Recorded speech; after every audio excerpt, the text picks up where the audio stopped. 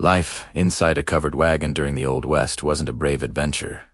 It was a grinding test of human endurance. Familias dysentery. Climb into those wagons dreaming of freedom and fortune.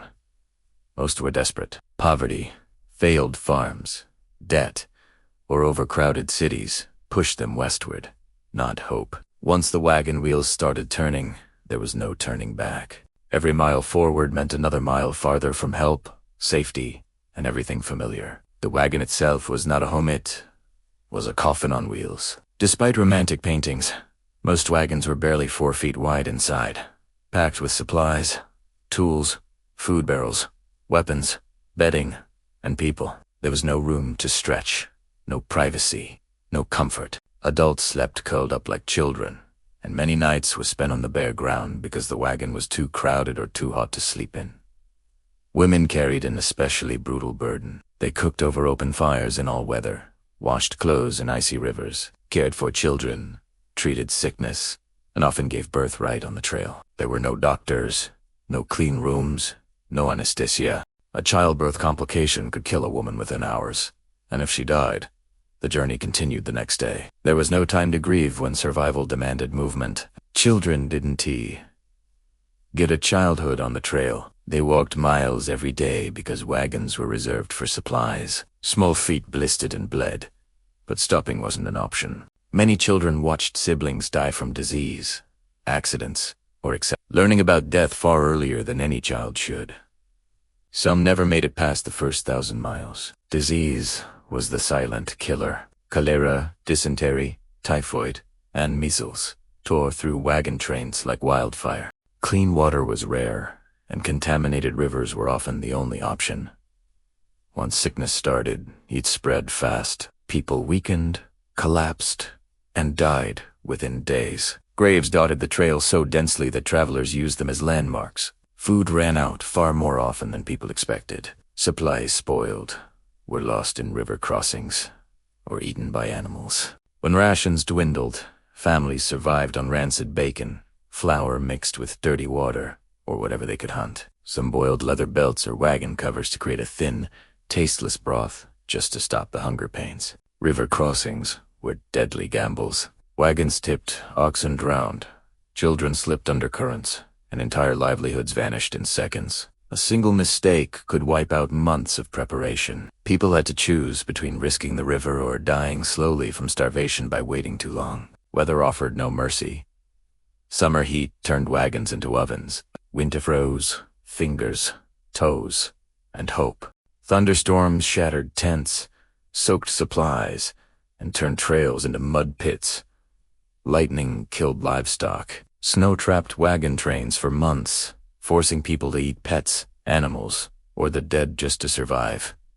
Death was constant and casual. When someone died, they were buried quickly, often wrapped in a blanket, with a shallow grave marked by stones. Graves were disguised to prevent animals from digging them up. Families said goodbye in minutes, not hours, and then moved on.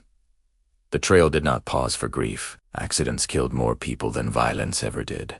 People were crushed under wagon wheels, trampled by oxen, shot accidentally while cleaning guns, or fell while repairing wheels. A broken leg could be a death sentence, because there was no way to carry someone who couldn't walk. Mental breakdowns were common. Isolation, exhaustion, hunger, and constant fear shattered people emotionally. Journals from the trail describe women crying uncontrollably, men walking off alone into the wilderness, and families collapsing under pressure. There was no concept of mental health, only endurance or collapse. The danger didn't end at night. Wolves circled camps. Snakes slithered into bedding. Thieves targeted isolated wagons. Fires could break out and destroy everything in minutes. Sleep came in short.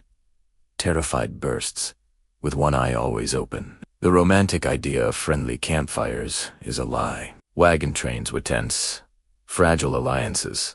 Arguments over food, pace, leadership, and routes turned violent. People were abandoned for slowing the group down. Kindness existed, but survival always came first. Shoes wore out fast clothing Dory. There were no replacements. People wrapped rags around feet, stitched garments with animal sinew, and wore the same clothes until they disintegrated. Hygiene was nearly non-existent, leading to infections that turned minor cuts into fatal wounds. Animals suffered alongside humans.